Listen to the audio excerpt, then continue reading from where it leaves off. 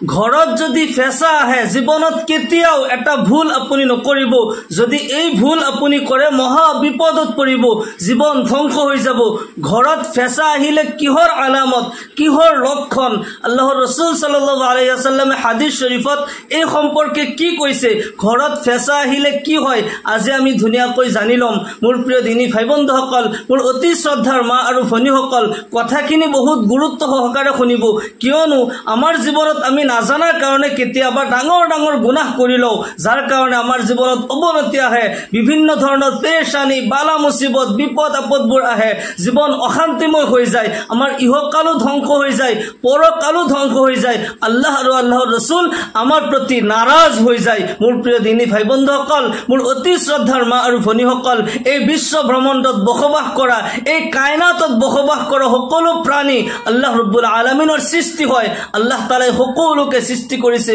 সকলোকে খানা খুৱাই আছে সকলোকে লালন পালন কৰি আছে ৰাতিপুৱা নিজৰ গাতৰ পৰা ওলাই যোৱা সৰু এটি পিপৰা ৰাতিপুৱা যেতিয়া ওলাই যায় সন্ধিয়া তাক পেট ভৰাই তাৰ গাতত খুমাই দিয়াৰ মালিক আল্লাহ ৰব্বুল আলামিন হয় কুলিল্লাহুম্মা মালিকাল মুলক তুতিল মুলকা মান তাশা ওয়া তানজিউল মুলকা মিম্মান তাশা ওয়া তুইজ্জু মান তাশা ওয়া তুযিল্লু মান তাশা বিয়াদিকাল খাইর ইন্নাকা আলা কুল্লি শাইইন কাদির এই বিশ্ব ব্রহ্মাণ্ড এই কায়নাতৰ মালিক আল্লাহ ৰব্বুল আলামিন হয় এই সকলো জগতৰ মালিক একমাত্ৰ আল্লাহ ৰব্বুল আলামিন হয় আল্লাহ তাআলা যাকে ইচ্ছা কৰে ৰাজত্ব দান কৰে যাকে ইচ্ছা কৰে যাৰ পৰা ইচ্ছা করে রাজত্ব ছিনাই লয় রাজত্ব উঠাই লয় যাকে ইচ্ছা করে সম্মান দান করে যাকে ইচ্ছা করে অসম্মানী করে সকলো কিছুৰ ক্ষমতা আল্লাহ ৰব্বুল আলামিনৰ হাতত হয় আল্লাহ তাআলাই এই বিশ্ব ব্ৰহ্মাণ্ডৰ সকলোকে লালন পালন কৰি আছে সকলোকে সৃষ্টি কৰিছে সকলোকে ৰক্ষণাবেক্ষণ কৰি আছে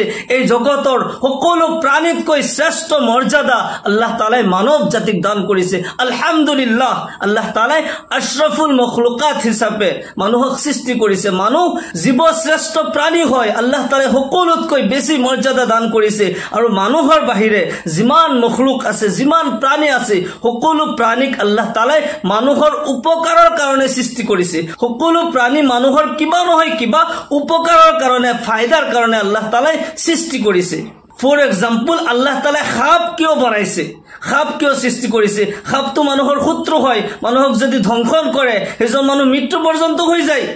কিন্তু এই সাপ আল্লাহ তাআলাই মানুহৰ উপকাৰৰ কাৰণে সৃষ্টি কৰিছে এই জমিনত এটা গ্যাস সৃষ্টি হয় আৰু সেই গ্যাস যদি সাপে বক্ষণ নকৰে তেন্তে এই পৃথিৱীত কোনো মানুহ জীয়াই থাকিব নোৱাৰিব এই যেটো বিষাক্ত গ্যাস সেই গ্যাস সাপে বক্ষণ কৰে সেই কাৰণে সাপক যে আল্লাহ ৰব্বুল আলামিনে সৃষ্টি কৰিছে হেয়া মানুহৰ ফায়দাৰ কাৰণে আৰু মানুহৰ উপকাৰৰ কাৰণে সৃষ্টি কৰিছে আমি সেই বিষয়ে জানিব লাগিব নজনাকৈ কোনো এটা বিষয়ত নিজাভবিয়াকৈ যদি কিবা কৰ্ম কৰো ইয়াৰ দ্বাৰা আমাৰ জীৱনত ক্ষতি আহিব পাৰে পেৰেশানি আহিব পাৰে বিপদত পৰিব পাৰো ইয়াৰ দ্বাৰা জীৱন পৰ্যন্ত ধ্বংস হৈ যাব আমি সকলো বিষয়ত জানিব লাগিব দিন ইছলাম অকল এটা ধৰ্মই নহয় ই এটা সম্পূৰ্ণ জীৱন ব্যৱস্থা হয় আপোনাৰ জীৱনৰ আৰম্ভণিৰ পৰা ৰাতিপুৱা শুই উঠা বিছনাৰ পৰা শুই উঠাৰ পৰা আৰম্ভ কৰি ৰাতি বিছনাত শুৱালৈকে গোটেই দিন আপুনি কি কৰিব আপোনাৰ পাৰিবাৰিক জীৱনৰ পৰা আৰম্ভ কৰি ৰাষ্ট্ৰীয় জীৱন পৰ্যন্ত সকলো ব্যৱস্থা দিন ইছলামে দিয়ে দিন ইছলাম এটা সম্পূৰ্ণ জীৱন ব্যৱস্থা হয় আল্লাহ ৰব্বুল আলামিন কোৰআনে কাৰীমত এই দৰে ইৰশাদ কৰে আউযু বিল্লাহি মিনাশ শাইতানিৰ ৰাজীম মা আতাকুমুৰ ৰাসূলু ফাখুযুহু ওয়া মা নাহাকুম আনহু ফান্তাহু হে বিশ্বৰ মানৱ জাতি তোমালোকৰ ৰাসূলে তোমালোকৰ প্ৰতি যি লৈ আহিছে যি হুকুম আহকাম লৈ আহিছে হেয়া মানি লোৱা আৰু যিবোৰৰ পৰা যিবোৰ কৰ্মৰ পৰা বাধা প্ৰদান কৰিছে সেইবোৰ নকৰিবা তাৰ পৰা বিৰত থাকা তাতেই তোমালোকৰ মংগল তোমালোকৰ তাতেই কামিয়াবি আছে আমি সকলো বিষয়ত আল্লাহৰ ৰাসূল সাল্লাল্লাহু আলাইহি ওয়াসাল্লামক ফলো কৰিব লাগিব নবী সাল্লাল্লাহু আলাইহি ওয়াসাল্লামে এই বিষয়ত হাদিস শরীফত কি কৈছে আল্লাহ তাআলাই কোরআনে কারীমত কি কৈছে আমি কোরআন আৰু হাদিসৰ পৰা সকলো বিষয়ত আমি জানি লব লাগিব যদি আমি কোনো বিষয়ত নাজানো বা জানাৰ চেষ্টাও নকৰো ইয়াৰ দ্বাৰা জীৱনত ডাঙৰ ডাঙৰ ক্ষতি হ'ব পাৰে ডাঙৰ ডাঙৰ প্ৰত্যাহ্বানৰ সন্মুখীন হ'ব লগা হ'ব পাৰে সেই কাৰণে আমি জানি লোৱাটো জৰুৰী হয় আল্লাহ ৰাব্বুল আলামিন কোৰআনে পাকৰ আৰম্ভণিতে কৈছে ইকৰা তুমি পঢ়া নবী সাল্লাল্লাহু আলাইহি ওয়াসাল্লামৰ পৰা যেতিয়া কোৰআনে কাৰীম অৱতীৰ্ণ হয় প্ৰথম শব্দটো আছিল ইকৰা তুমি পঢ়া তুমি জানি লোৱা সকলো কিছু পৰম্পৰাগতভাৱে যিবোৰ চলি আহিছে তাৰ ওপৰত তুমি আমল নকৰিবা সহিহ হাদিসত আছে না নাই কোৰআনে কাৰীমত আছে না নাই এই বিষয়ত আল্লাহ তাআলাই কোৰআনত কি কৈছে আল্লাহৰ নবী সাল্লাল্লাহু আলাইহি ওয়াসাল্লামে হাদিস শৰীফত কি কৈছে সেইখিনি মানি লোৱা সেইখিনি জানাৰ চেষ্টা কৰা তাৰ ওপৰত আমল কৰা আল্লাহৰ ৰাসূল জনাবে মুহাম্মদুৰ ৰাসূলুল্লাহ সাল্লাল্লাহু আলাইহি ওয়াসাল্লাম এই পৃথিৱীত যেতিয়া আগমন কৰে সেই সময়খিনি আয়ামে জাহিলিয়াত আছিল মানুহবোৰ অন্ধকাৰত ডুবি গৈছিল শিক্ষা নাছিল মানুহবোৰ শিক্ষা নাথাকাৰ কাৰণে সৃষ্টিকৰ্তাক পাহৰি গৈছিল স্ৰষ্টাৰ উপাসনা কৰিছিল মানুহবোৰ ইমানে মূৰ্খ হৈ গৈছিল যে এজন মানুহ যদি ঘৰৰ ওচৰেদি গৈ থাকে তলোৱাৰ ধাৰ কৰি কৰি তেও ট্ৰাই কৰি চাই সেইজন মানুহৰ গাত খানি দিয়ে তলোৱাৰ ধাৰ হৈছে না নাই এইখিনি চিন্তা নকৰে যে মোৰ তলোৱাৰ ধাৰ হৈছে না নাই এইখিনি চাবলৈ মই এজন মানুহৰ জান লৈ লৈছো মানুহবোৰ ইমানে মূৰ্খ হৈ গৈছিল সেই অন্ধকাৰৰ যুগত আল্লাহ ৰাব্বুল আলামিন পোহৰ স্বৰূপ নবী আৰবী জনাবে মুহাম্মদুৰ ৰাসূলুল্লাহ সাল্লাল্লাহু আলাইহি ওয়াসাল্লামক এই জগতলৈ প্ৰেৰণ কৰে এই জগত অন্ধকাৰ জগতত পোহৰ লৈ নবী সাল্লাল্লাহু আলাইহি ওয়াসাল্লাম আগমন কৰে আল্লাহ তাআলা কোৰআনে কাৰীমত কয় ওমা আৰসালনাকা ইল্লা ৰাহমাতাল লিল আলামিন আল্লাহু আকবাৰ হে নবী আপোনাক আমি এই জগতৰ এই বিশ্ব ভ্ৰমণ্ডৰ ৰহমত স্বৰূপে প্ৰেৰণ কৰিছো আৰু যিজনে সেইজনা বিশ্বনবী জনাবে মুহাম্মদুৰ ৰাসূলুল্লাহ সাল্লাল্লাহু আলাইহি ওয়াসাল্লামৰ কথা মানিব সেইজনে নাজাত পাব সেইজনে জান্নাত পাব আৰু যিজনে নবীৰ কথা অমান্য কৰিব নবীক অবিশ্বাস কৰিব সেইজন পথভ্ৰষ্ট হ'ব আল্লাহ তাআলা কোৰআনে কাৰীমত কয় মা আতাকুমুৰ ৰাসূলু ফাখুযু ওয়া মা নাহাকুম আনহু ফান্তাহু তোমালোকৰ ৰাসূলে তোমালোকৰ প্ৰতি যি লৈ আহিছে যি হুকুম আহকাম লৈ আহিছে হেয়া মানি লোৱা ৰাসূলৰ কথা মানি লোৱা আৰু যিবোৰৰ পৰা ৰাসূলে মানা কৰিছে বাধা দিছে তাৰ পৰা তোমালোকে বিৰত থাকা তাতেই তোমালোকৰ কাৰণে মংগল হয় নবী সাল্লাল্লাহু আলাইহি ওয়াসাল্লাম যেতিয়া এই পৃথিৱীত আহে সেই সময়খিনি আয়ামে জাহিলিয়াত আছিল মানুহবোৰে নিজৰ ইচ্ছামতে কিছুমান বস্তু বনাই লৈছিল তেওঁলোকে যেতিয়া ঘৰৰ পৰা ওলাই যায় কৰবাত যেতিয়া ভ্ৰমণলৈ যায় ঘৰৰ পৰা ওলাই যাওঁতে যদি উজুটা খাই যদি পৰি যায় তেতিয়া সেই সফৰ বন্ধ কৰি দিয়ে যে ইয়াত বাধা আহিছে ভ্ৰমণৰ আৰম্ভণিত উজুটা খাই পৰাৰ কাৰণে ইয়াত বাধা আহি গল আৰু এই সফৰ বিলকুল বন্ধ কৰি দিয়া হল আজি ভ্ৰমণলৈ না যাও নিশ্চয় ইয়াত বাধা আছে কিবা নহয় কিবা ক্ষতি আছে ইয়াতে বন্ধ কৰি দিয়া হয় আৰু ৰাস্তা দি গৈ থাকোতে যদি মেকুৰীয়া ৰাস্তা কাটিছে আজিও আমাৰ সমাজত এনেকুৱা কথা চলি আছে যে মেকুৰীয়া ৰাস্তা কাটিছে নিশ্চয় বিপদ আছে আয়ামে জাহিলিয়াতৰ দিনত এনেকুৱা আছিল তেওঁলোকে যেতিয়া ৰাস্তা দি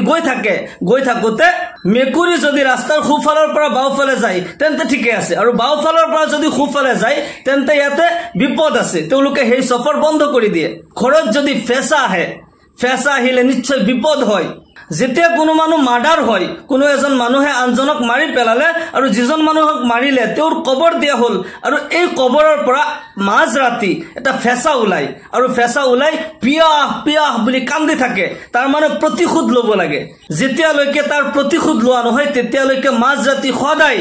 ফেঁচাই কান্দি থাকে পিয়াহ বুলি কান্দি থাকে তাৰ মানে সেই মৃত্যু মানুহজনৰ আত্মা ফেঁচা হৈ পিয়াহ বুলি কান্দি আছে এনেকুৱা ধৰণৰ প্ৰচলন আয়ামে জাহিলিয়াতৰ দিনৰ পৰা চলি আহিছিল আৰু ইয়াৰ সমান্তৰালকৈ যদি কোনো মানুহৰ বেমাৰ হলে সেইজন মানুহক গাঁৱৰ পৰা ওলাই দি বেলেগ কৰবাত থাকিবলৈ দিয়া হয় যদি গাঁৱত থাকে তেন্তে গাঁৱৰ গোটেই মানুহবোৰ মৰিব এনেকুৱা ধৰণৰ আকীদা তেওঁলোকৰ আছিল আল্লাহৰ ৰাসূল জনাবে মুহাম্মদুৰ ৰাসূলুল্লাহ সাল্লাল্লাহু আলাইহি ওয়াসাল্লাম এই জাহিলিয়াতৰ দিনত পোহৰ লৈ অন্ধকাৰ যুগত পোহৰ লৈ নবী সাল্লাল্লাহু আলাইহি ওয়াসাল্লাম এই জগতলৈ আগমন কৰিলে আল্লাহৰ নবী সাল্লাল্লাহু আলাইহি ওয়াসাল্লামে কয় লা আদৱা ওয়ালা তিৰাতা ওয়ালা হাম্মা সহিহ মুসলিম কিতাবুস সালাম আল্লাহৰ ৰাসূল সাল্লাল্লাহু আলাইহি ওয়াসাল্লাম ইৰশাদ কৰে কোনো বেমাৰ মুতাআদ্দি নহয় এতে তিনিটা কথা মই কম কোনো বেমাৰ মুতাআদ্দি নহয় লা আদৱা কোনো বেমাৰ মুতাআদ্দি নহয় ইজনৰ পৰা হিজনৰ গাত কোনো বেমাৰ যাব নোৱাৰে যেতিয়ালৈকে আল্লাহ তাআলাৰ হুকুম নহয় আল্লাহ তাআলাৰ হুকুম নোহোৱাকৈ এজনৰ গাৰ পৰা আনজনৰ গালৈ বেমাৰ বিয়পি যাব নোৱাৰে সকলো কিছুৰ মালিক আল্লাহ ৰব্বুল আলামিন হয় আল্লাহ তাআলা বেমাৰ দেনেৱালা হয় আল্লাহ তাআলা শিফা কৰনেৱালা হয় সকলো কিছুৰ মালিক আল্লাহ তাআলাই হয় এজন গাঁৱলীয়া মানুহে আল্লাহৰ নবী সাল্লাল্লাহু আলাইহি ওয়াসাল্লামক প্ৰশ্ন কৰিছিল ইয়া ৰাসূলুল্লাহ সাল্লাল্লাহু আলাইহি ওয়াসাল্লাম যদি কোনো বেমাৰ বিয়পি নাযায় এজনৰ পৰা আনজনৰ গাত বিয়পি নাযায় তেন্তে সেই মৰুভূমিৰ উটৰ বিষয়ে আপুনি কি ক'ব তেওঁ এটা উদাহৰণ দি কৈছিল, ইয়া ৰাসূলুল্লাহ সাল্লাল্লাহু আলাইহি ওয়াসাল্লাম, মৰুভূমিৰ সেইবোৰ উটৰ কথা আপুনি কি ক'ব যে এক ময়দানত হাজাৰ হাজাৰ উট আছে, গোটেইখিনি উট ভাল হয়, কোনো বেমাৰ আজাৰ নাই। ক'ৰবাৰ পৰা বেমাৰী উট এটা আহিল, আহি এইবিলাকৰ লগত সোমাই গ'ল, আৰু সেই উট যেতিয়াৰ পৰা সোমাই গ'ল তাৰ পৰা ইটোৰ পিছত সিটো ইটোৰ পিছত সিটো এনেকৈ গোটেই উটবোৰ বেমাৰ লাগি গ'ল আৰু গোটেইখিনি মৰি শেষ হৈ গ'ল। ইয়া ৰাসূলুল্লাহ সাল্লাল্লাহু আলাইহি ওয়াসাল্লাম, এই বিষয়ে আপুনি কি কয়? আল্লাহৰ নবী সাল্লাল্লাহু আলাইহি ওয়াসাল্লামে কয়, সৰ্বপ্ৰথম যিটো উটৰ গাত বেমাৰ হৈছিল সেই বেমাৰ কোনে দিছিল? নিশ্চয় আল্লাহ তাআলাই দিছিল। গতিকে বাকীখিনিৰ গাতো আল্লাহ তাআলাই দিব পাৰে। ইয়াৰ সৰ্বপ্ৰথম উটনিৰ গাত যিটো তবিঈ বেমাৰ হ'ব পাৰে, তেনেকৈ সকলো উটৰ গাত সেই তবিঈ বেমাৰ হ'ব পাৰে। গতিকে কোনো বেমাৰ মুতাআদ্দি নহয়। কিন্তু অন্য এটি ৰিৱায়াতত আহিছে, কিছুমান যদি ভয়ানক বেমাৰ আজাৰ থাকে তাৰ পৰা আমি বাচি থকাটো ভাল হয়। কিন্তু এনেকুৱা আকিদা, এনেকুৱা বিশ্বাস আমি ৰাখিব নোৱাৰি যে আল্লাহ তাআলাৰ বিনা হুকুমে এটা বেমাৰ অনুমানিক কাৰোবাৰ গাৰ পৰা আহি মোৰ গাত লাগি যাব। গতিকে আমি এইবোৰ আইয়ামে জাহিলিয়াতৰ পৰা চলি আহিছে, আমি এইখিনি তৰক কৰিব লাগে যে কোনো বেমাৰ মুতাআদ্দি নহয়, কিন্তু বাচি থকাটো ভাল হয়। কিন্তু আকিদা এনেকুৱা ৰাখিব নোৱাৰি যে কৰোবাৰ পৰা আহি মোৰ গাত লাগি যাব, কাৰোবাৰ গাৰ পৰা বেমাৰ মোৰ গাত আহি যাব। লা আদৱা, তাৰপিছত ওয়ালা তিৰাতা, বদশগুনি, নুহুসত, কোনো ঘৰ, কোনো ঠাই, কোনো বস্তুৰ বিষয়ে নুহুসত বুলি কোৱা, কোনো মানুহক নুহুসত বুলি কোৱা অমংগল হয়। আজিৰ তাৰিখতো আমাৰ সমাজত এনেকুৱা কিছুমান কথা চলি থাকে যে অমুকজনৰ চেহেৰা চালে সিদ্ধি নিমিলে, অমুকজনৰ চেহেৰা যদি চাই মই কিবা কাৰণত কিবা কাম কৰিবলৈ যাওঁ তাতে মোৰ সফল নহয়, অমুকজন অপয়া হয়, সেইজনক চাব নোৱাৰি, বা অমুক ঘৰত থকাৰ কাৰণে, অমুক ঠাইত থকাৰ কাৰণে মোৰ জীৱনত অৱনতি হৈ আছে, পেৰেচানি হৈ আছে, বিপদ আপদ হৈ আছে, এই ঘৰ নুহুসত হয়, ইয়াতে থাকিব নোৱাৰি, অমংগল হয়। এইবোৰ কথা ভাবা, তকদিৰৰ ওপৰত সৱাল কৰা হয়, আল্লাহ তাআলাৰ সিদ্ধান্তৰ ওপৰত সৱাল কৰা হয়, এইবোৰ বেয়া হয়। আল্লাহ ৰাব্বুল আলামিনে কয়, বদশগুনি ল'ব নোৱাৰা। অমংগল বুলি কোনো বিষয়ত তুমি নিজাভবীয়াকৈ তাবিৰ নকৰিবা। কোনো এটা বিষয়ত তুমি নেক শুগুনি ল'ব পাৰা যে এজন মানুহৰ বেমাৰ হৈছে, এই সময়ত যদি ইয়া সালাম শব্দটো শুনিলে, ইয়া সালাম শুনাৰ কাৰণে মোৰ বেমাৰ ভাল হৈ যাব, এনেকুৱা ধৰণৰ ভাল আকিদা যদি লয়, নেক শুগুনি বুলি কোৱা হয়, নেক শুগুনি লোৱাটো জায়েজ আছে। কিন্তু এজন মানুহৰ বেমাৰ হৈ আছে, এইফালে বতৰ ডাৱৰীয়া হৈছে, বৰষুণ দিছে, বিজুলী ঢেৰেকনি মাৰি আছে, এতিয়া যদি কওঁ যে এই বিপদৰ সময়ত আৰু বিপদ, এইজনৰ মৰাটো খাটাং হয়, এনেকুৱা ধৰণৰ কথা যদি আমি কওঁ, ইয়াৰ দ্বাৰা আমি শিৰিক কৰা হ'ব, তকদিৰৰ ওপৰত সৱাল কৰা হ'ব। এনেকুৱা বদশগুনি আমি কেতিয়াও ল'ব নোৱাৰি। আল্লাহ ৰাসূল সাল্লাল্লাহু আলাইহি ওয়াসাল্লামে কয়, লা আদৱা ওয়ালা তিৰাতা ওয়ালা হাম্মা। তৃতীয় নম্বৰ কথাটো হৈছে যে ফেঁচা, মানুহ মৃত্যুৰ পিছত যদি ফেঁচাই কান্দিছে, যে মাছ জাতিৰ যি ফেঁচাই কান্দে, পিয়াহ পিয়াহ বুলি ফেঁচাই কান্দিছে, যে ইয়াৰ দ্বাৰা প্ৰতিশোধ ল'ব লাগে, মৃত্যু হোৱাজনৰ আত্মাই প্ৰতিশোধ লোৱাৰ কথা কৈ আছে, এনেকুৱা ধৰণৰ কথাবোৰ বিশ্বাস কৰিব নোৱাৰি। আপোনাৰ ঘৰত ফেঁচা সোমাই আহিছে, আপোনাৰ ঘৰত ফেঁচা আহিছে, আপুনি নাজানাকৈ তাক মাৰি পেলালে, আপুনি বহুত ডাঙৰ অপৰাধ কৰিলে। কাৰণ ফেঁচা আপোনাৰ ঘৰত কিবা কাৰণত সোমাই আহিছে, ইয়াৰ কাৰণে আপোনাৰ জীৱনত কোনো ধৰণৰ ক্ষতি নহয়, আপোনাৰ ঘৰত কোনো ধৰণৰ বিপদ আপদ নাহে। যদি আপুনি এনেকুৱা ধৰণৰ চিন্তা কৰিছে যে ই বিপদ আপদ লৈ আহিছে, ফেঁচা মুনহুস হয়, ফেঁচা অমংগল বস্তু হয়, এই বুলি তাক যদি মাৰি পেলালে আপুনি বহুত ডাঙৰ অপৰাধ কৰিলে, আপুনি গুনাহে কাবিৰা কৰিলে। আল্লাহ তাআলাই আপোনাৰ ওপৰত যিবোৰ জীৱ জন্তু হালাল কৰিছে সেইবোৰ আপুনি খাব পাৰে, কিন্তু যিকোনো জীৱ জন্তু আপুনি যদি অযথা মাৰিছে, আপুনি মহা পাপ কৰিছে, সেয়া কবিৰা গুনাহ হয়। ইয়াৰ কাৰণে আপুনি ইস্তিগফাৰ পঢ়িব লাগিব, তওবা কৰিব লাগিব, জীৱনত কেতিয়াও এনেকুৱা ধৰণৰ পাপ নকৰিব। ঘৰত ফেঁচা আহিলে কোনো ধৰণৰ অমংগল নহয়, ই হয়তো কিবা কাৰণত উৰি ফুৰি আহি ঘৰত সোমাই গৈছে, ওলোৱাৰ ৰাস্তা পোৱা নাই, আপুনি ওলোৱাৰ ৰাস্তা কৰি দিয়ক, ইয়াক আৰামত যাবলৈ দিয়ক, ই কোনো ধৰণৰ ক্ষতি নকৰে। কিছু মানুহে কয় ফেঁচাক যাদু কৰি কিছুমান মানুহে ঘৰলৈ পঠায়। যদি আপোনাৰ এনেকুৱা সন্দেহ হৈছে যে যাদুই ফেঁচা হয়, বা ফেঁচা বুলিয়ে নহয় যিকোনো জীৱ জন্তু মানুহে যদি যাদু কৰি পঠাইছে বুলি আপোনাৰ সন্দেহ হয়, আপুনি 3 বাৰ আউযু বিল্লাহি মিনাশ শাইতানিৰ ৰাজিম, আউযু বিল্লাহি মিনাশ শাইতানিৰ ৰাজিম, আউযু বিল্লাহি মিনাশ শাইতানিৰ ৰাজিম 3 বাৰ কৈ ফুক মাৰি দিয়ক, বা আপুনি অলপমান পানী লৈ 3 বাৰ আউযু বিল্লাহ পঢ়ি তাতে ছিটাই দিয়ক, আপোনাৰ সন্দেহ দূৰ হৈ যাব। আৰু ইয়াতে কোনো ধৰণৰ অমংগল নহয়, ঘৰত ফেঁচা আহিলে কোনো ধৰণৰ অমংগল নহয়, আৰু ভাল হোৱাৰ কোনো আলামত এনেকুৱা নাই।